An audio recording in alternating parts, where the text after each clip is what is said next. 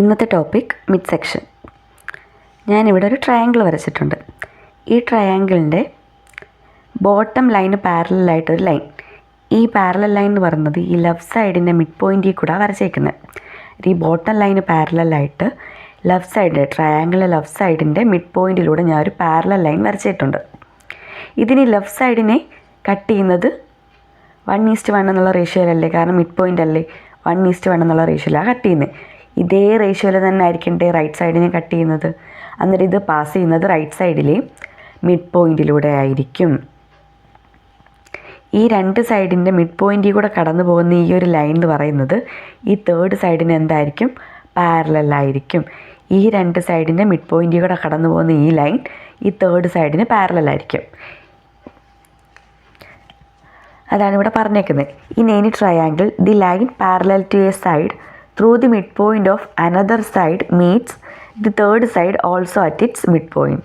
അടുത്തത്, on the other hand, in any triangle, the line joining the midpoints of two sides is parallel to the third side. ഇവിടെ നമ്മൾ ഈ ട്രയാങ്കിളിലെ mid point എല്ലാം join ചെയ്തേക്കുക. ഈ ഓരോ സൈഡിൻ്റെ മിഡ് പോയിൻ്റ് കണ്ടോ, മിഡ് പോയിൻ്റ് കണ്ടുപിടിച്ചിട്ട് അത് കണക്ട് ചെയ്ത് വേറൊരു ട്രയാങ്കിൾ വരച്ചേക്കുക. അപ്പോൾ മൊത്തത്തിൽ എത്ര ട്രയാങ്കിൾസായി? 4 ട്രയാങ്കിൾസ്. ഈ വലിയ ട്രയാങ്കിളിനകത്ത് 4 ട്രയാങ്കിൾസായി. ഇതിനെന്തെങ്കിലും പ്രത്യേകതയുണ്ടോ എന്ന് നമുക്ക് നോക്കാം. ഇവിടെ ഞാൻ ഈ 2 ട്രയാങ്കിൾസ് കൺസിഡർ ചെയ്യും. ബ്ലൂ ട്രയാങ്കിളും ഈ യെല്ലോ ട്രയാങ്കിളും കൺസിഡർ ചെയ്യാൻ പോവാം. ഇവിടെ നിങ്ങൾ നോക്കിക്കഴിഞ്ഞാൽ ഈ എ ബിയും ഇ എഫും എന്താണ്, പാരലലാണ്.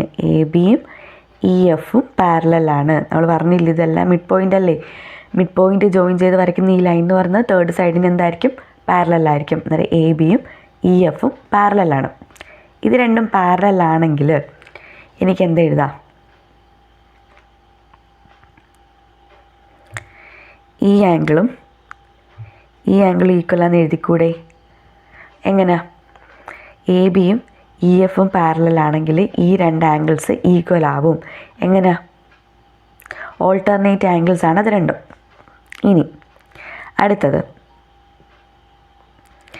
D E parallel to B C ആണ് അല്ലേ. ഡി ഇ ബി സിക്ക് പാരലലാണ്. അവിടെയും സെയിം കൺസെപ്റ്റ് തന്നെ. ഇവിടെ മിഡ് പോയിൻ്റ് കണക്ട് ചെയ്ത് വരയ്ക്കുന്ന ലൈൻ തേർഡ് സൈഡിന് എന്താണ്, പാരലലാണ്. D E parallel to B C ആണ്. ഇനി ഡി ഇ ബി സിയും പാരലലാണെങ്കിൽ എനിക്ക് എന്ത് എഴുതാം? ഈ ആംഗിള് ഈക്വൽ ടു ഈ ആംഗിളായിരിക്കും. കണ്ടോ? ഈ രണ്ട് ആംഗിൾസ് ഈക്വലാണ്, ഈ രണ്ട് ആംഗിൾസ് ഈക്വലാണ്. അങ്ങനെയാണ് മൂന്നാമത്തെ ആംഗിളും എന്ത് തന്നെ ആയിരിക്കും, ഈക്വലായിരിക്കും. അങ്ങനെ 3 ആംഗിൾസ് നമുക്ക് എന്താണെന്ന് കിട്ടി, ഈക്വലാണെന്ന് കിട്ടി. ഇവിടെ നോക്കി, ഇതൊരു കോമൺ സൈഡല്ലേ, ഇത് കോമൺ സൈഡാണ്. ഈ കോമൺ സൈഡ്, ഈ 2 ട്രയാങ്കിളിൻ്റെ കേസ് നോക്കിയോണം. ഇതൊരു കോമൺ സൈഡ്. ഈ ഒരു സൈഡും അതിൻ്റെ രണ്ടറ്റത്തുള്ള 2 ആംഗിൾസും എന്താണ്, ഈക്വലാണ്. ഒരു സൈഡും അതിൻ്റെ രണ്ടറ്റത്തുള്ള ആംഗിൾസ് ഈക്വലാണ്. ആ 2 ട്രയാങ്കിൾസിന് എന്തെന്ന് പറയും, ഈക്വൽ ട്രയാങ്കിൾസ് എന്ന് പറയും. കഴിഞ്ഞ വർഷം നിങ്ങൾ പഠിച്ചിട്ടുള്ളതാണ്. അതിന് ഈ 2 ട്രയാങ്കിൾസ് എന്തൊരു ട്രയാങ്കിൾസാണ്, ഈക്വൽ ട്രയാങ്കിൾസ് ആണ്. സിമിലർലി നമുക്ക് ഈ 4 ട്രയാങ്കിൾസും ഈക്വൽ ആണെന്ന് പ്രൂവ് ചെയ്യാൻ ഒക്കും. അത് നമ്മൾ ഈ മിഡ് പോയിൻ്റ് ജോയിൻ ചെയ്ത് വരച്ച ഈ 4 ട്രയാങ്കിൾസ് എന്താണ്, ഈ 4 ട്രയാങ്കിൾസും ഈക്വൽ ട്രയാങ്കിൾസ് ആണ്.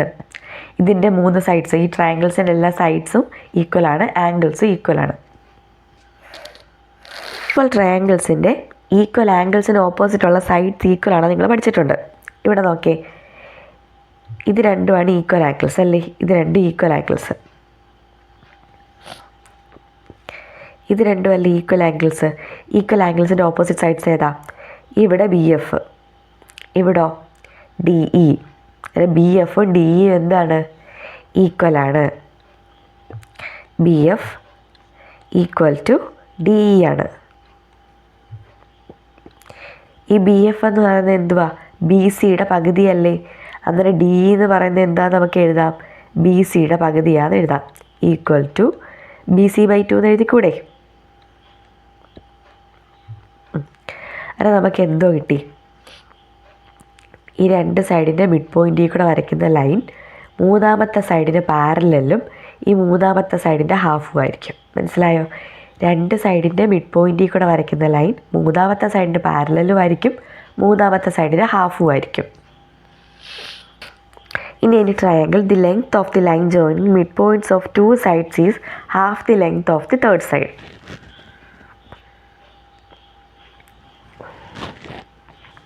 In any triangle, the line joining the midpoints of two sides is parallel to the third side and is half its length. നമ്മൾ പറഞ്ഞ കാര്യം തന്നെ പറഞ്ഞേക്കുന്നത്. അടുത്ത ക്വസ്റ്റ്യൻ നോക്കാം. In the picture, the midpoint of a triangle are joined to form a smaller triangle inside.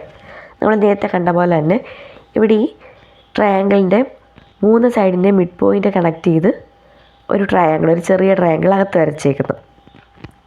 How many times the perimeter of the small triangle is the perimeter of the large triangle? How about their areas? ഈ ചെറിയ ട്രയാങ്കിളിൻ്റെ എത്ര മടങ്ങാണ് വലിയ ട്രയാങ്കിളിൻ്റെ perimeter? അതുപോലെ ചെറിയ ട്രയാങ്കിളിൻ്റെ ഏരിയയുടെ എത്ര മടങ്ങാണ് വലിയ ട്രയാങ്കിളിൻ്റെ area? ഇത്ര നമുക്ക് കണ്ടുപിടിക്കാനുള്ളത്. ഇവിടെ നമുക്ക് ആദ്യം പേര് കൊടുക്കാം.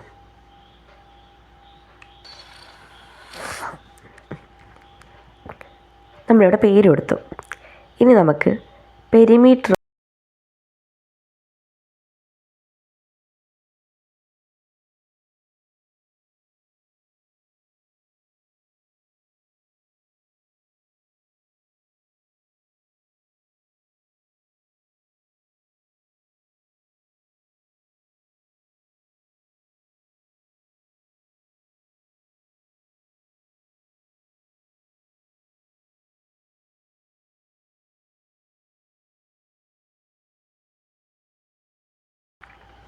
Perimeter of triangle A B C നമുക്ക് എന്തോ കിട്ടി?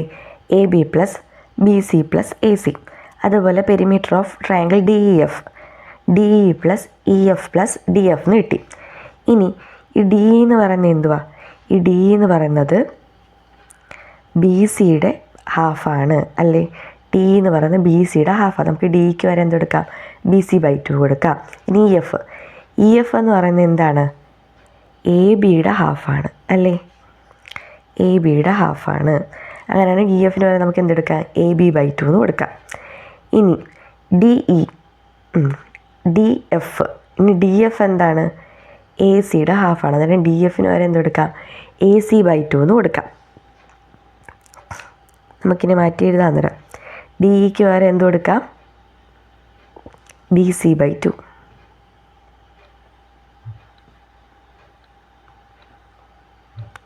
പ്ലസ് ഇ എഫിന് വരെ എന്ത് കൊടുക്കാം?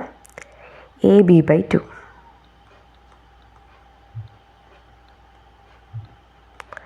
പ്ലസ് ഡി എഫിന് വരെ എന്ത് കൊടുക്കാം? A C by 2. അത് നമുക്ക് perimeter of triangle D E F എന്ന് പറയുന്നത് എന്തോ കിട്ടും? Half into A B plus B C plus A C.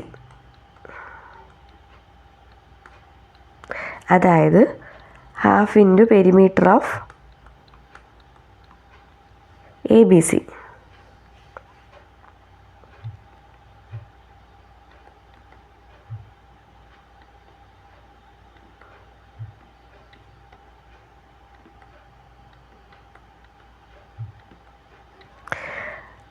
Perimeter of triangle D E F എന്നുള്ള എന്ത് കിട്ടി? Half into perimeter of triangle A B C. അതിന് എ ബി സിയുടെ perimeter എന്തായിരിക്കും? ചെറിയ ട്രയാങ്കിളിൻ്റെ പെരിമീറ്ററിൻ്റെ 2 ഇരട്ടി അല്ലെങ്കിൽ 2 ടൈംസ് ആയിരിക്കും അല്ലേ? തിരിച്ചെഴുതിക്കൂടെ? Perimeter of triangle A B C equal to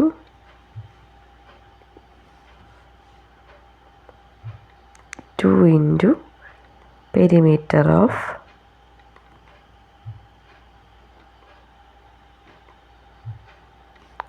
triangle DEF.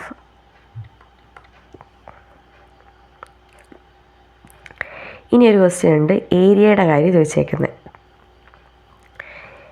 ഇനി വാട്ട് അബൌട്ട് ദെയർ ഏരിയാസ് എന്ന് ചോദിച്ചിട്ടുണ്ട്. ഈ 4 ട്രയാങ്കിൾസിൻ്റെയും ഏരിയാസ് എന്തായിരിക്കും? ഈക്വൽ ആയിരിക്കും. ഈ 4 ട്രയാങ്കിൾസിൻ്റെ ഏരിയ ഈക്വൽ ആയതുകൊണ്ട് ചെറിയ ട്രയാങ്കിൾ, ഈ ഒരു സ്മോളർ ട്രയാങ്കിളിൻ്റെ ഏരിയ എത്ര ആയിരിക്കും? 4 ട്രയാങ്കിൾസ് കണ്ടോ, 1 2 3 4. ഈ 4 ട്രയാങ്കിൾസ് ഈക്വൽ ട്രയാങ്കിൾസ് ആണ്. ഈ 4 ട്രയാങ്കിൾസിൻ്റെ ഏരിയ എന്തായിരിക്കും? സെയിം ആയിരിക്കും. അന്നേരം ഈ ടോട്ടലിൻ്റെ 4 ഭാഗമായിരിക്കും എന്ത്? ഈ ഒരു ചെറിയ ട്രയാങ്കിളിൻ്റെ ഏരിയ. അത് നമുക്ക് എന്ത് എഴുതാം? ഏരിയ ഓഫ് സ്മോൾ ട്രയാങ്കിൾ എന്ന് പറയുന്നത് എന്ത് എഴുതാം? 1/4 ഓഫ് ട്രയാങ്കിൾ ABC എന്ന് എഴുതാം. അങ്ങനെയാണെങ്കിൽ ഏരിയ ഓഫ് ട്രയാങ്കിൾ ABC എന്തായിരിക്കും? അങ്ങനെയാണെങ്കിൽ ഏരിയ ഓഫ് ABC എന്ന് പറയുന്നതായിരിക്കും 4 into area of triangle DEF ആയിരിക്കും.